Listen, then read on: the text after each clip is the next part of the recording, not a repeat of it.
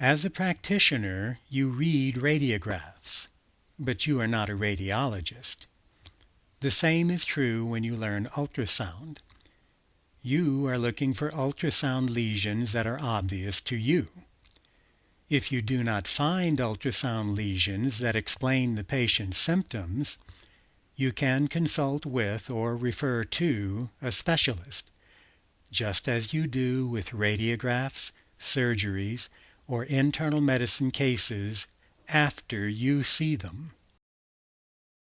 It is common for beginners to believe that they are not competent enough to charge for their ultrasound services. But you need to charge something for your time and expenses.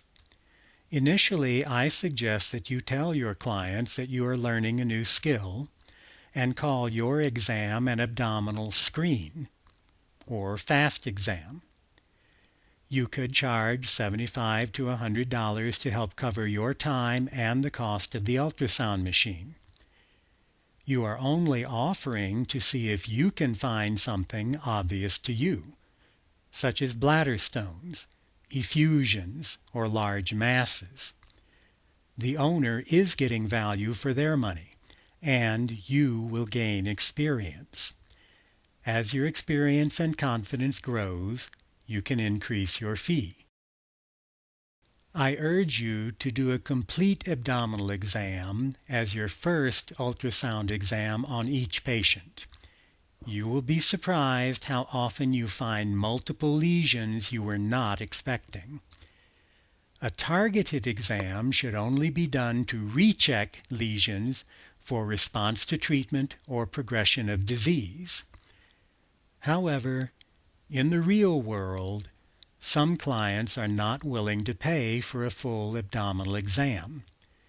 As an alternative, you could offer to do a targeted exam to try to identify the cause of symptoms.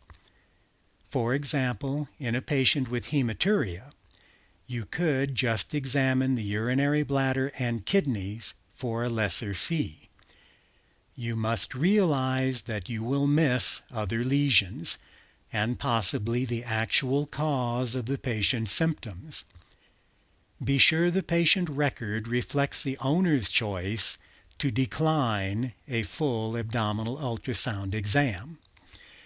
If it crosses your mind that an abdominal ultrasound would be helpful for a patient, you do the first one.